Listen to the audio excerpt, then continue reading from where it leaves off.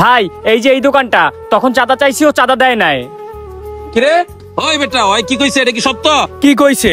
আরে ভাই আপনি আবার আইছেন? আপনারে বললাম না আমি চাঁদা দিতে পারবো না। আপনারা শুধু শুধু আবার আসছেন কেন আমার দোকানে? ও নাকি চাঁদা দিতে পারবো না। ভাই আপনি কিছু বলেন তো। ওই বেটা, এই এলাকায় দোকানদারি করতে হলে আমার চাঁদা দিতে দিব, নাহলে দোকানদারি করতে পারবি না। ভাই দোকানদারি করতে পারবো না কেন? আমি তো হসপিটালের সামনে ডাব বিক্রি করতেছি। আপনাদের যদি সমস্যা হয় তাহলে আমি এখান থেকে সরে যাচ্ছি, কিন্তু দোকানদারি করতে পারবো না কেন এটা বলতেছেন কেন?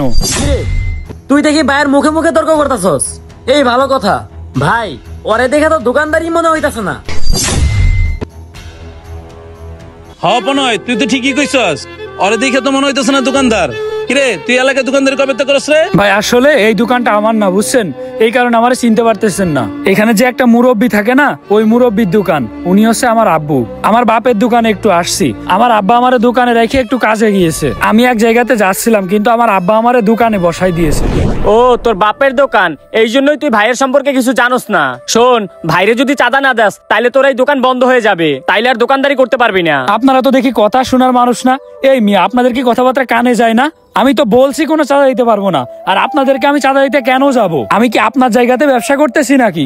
কিরে তোর তো সাহস কম না? তুই মুখে মুখে কথা কইতেছস। কিরে পনয়, তুই খারাপ রিসিস কে লিয়া আর দূরে দে। ওরে তো আজকে আমি মাইরে এলাম। বাবা বাবা বাবা, কি হইছে বাবা? এই কাকা, আপনার পোলা কি চিনা নাম করে আমগুলো বেদবি করতেছে? কি করছে বাবা আমার পোলা? কিও চাচা, যাইবার সময় পোলারে কিছু বইলা যান নাই যে এখানে ব্যবসা করতে হইলে চাঁদা দিতে হইব? বাবা ও তো শুরু মানুষ, বুঝে নাই এতটা। মুরব্বি আপনার কপাল ভালো, আপনি যদি আজকে একটু দেরি করে আইতেন আপনার পোলারে মাইরা এই জায়গায় শোয়া লাইতাম আজকে। শুনেন ভাই, ওই কিন্তু আমার সাথে অনেক বেদবি করছে। শুধু আপনি না করছেন দেখে ওরে আমি মারি নাই, আর আপনি যদি মানা না করতেন তাইলে ওরে আমি মাইরে এখানে হয়ে লাইতাম। ওর কত বড় সাহস, আমি চাঁদা নিতে আইছি, আমার চাঁদা দেয় না। চাঁদা তো দেয় না, আবার উল্টাপাল্টা কথা শোনায় আমারে। আচ্ছা রবিকুল, এগুলো বাদ দে। এই মুরব্বি, 4000 টাকা দেন, জলদি করে জায়গা দাঁড়ান বাবা দাঁড়ান, দিচ্ছি। এলেন বাবা 2 দিনের টাকা। মুরব্বি, আপনার পোলাই যে আরেকদিন বেদবি না করে চাঁদার লেগা, ঠিক আছে? আমার পোলাপান পাঠাইলে চাঁদা দিয়ে দিবেন, কথাটা যেন মনে থাকে। এই রবিকুল চল। আব্বা তুমি এটা কি করলে? তুমি ওনাদেরকে 500 টাকা কেন দিলে? বাবা চুপ থাক, কথা শুনতে পারলে বেজায় লইব বাবা। এত ভয় কিসের? এতই যখন ভয় করে তাইলে ব্যবসা করতে বলে কে? তোমারে কেউ ব্যবসা করতে বলছে? এই তোমাদের মতো লোকের কারণে এদের মতো লোকজন সাহস পেয়ে যায়। তোমরা কি করো? কেউ যখন চাঁদা নিতে আসে তার সাথে সাথে তোমরা চাঁদা দিয়ে দাও। তোমরা এত ভয় পাও তাদেরকে। তোমরা যে ভয় পাও, এই ভয়ের কারণে ওরা আরো বেশি সাহস পেয়ে যায়। এটা কি জানো? তুমি এইখানে ব্যবসা করতেছো সরকারি জায়গাতে, হাসপাতালের সামনে। তোমার যদি টাকা দেয়ারই হয় সরকারের ট্যাক্স দিবা, তুমি এদেরকে চাঁদা দিতে যাবা কেন? বাবা দেশটা এমন হয়েছে, ওখানে চাঁদা না দিতে পারলে ব্যবসা করতে দিব না। দেখো আব্বা, এই দেশটা আসলে সাধারণ মানুষের জন্য না।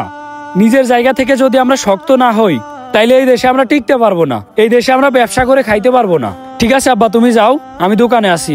ঠিক আছে বাবা, কারোর সাথে ঝগড়া করিস না, তাহলে আমি গেলাম। আচ্ছা ঠিক আছে।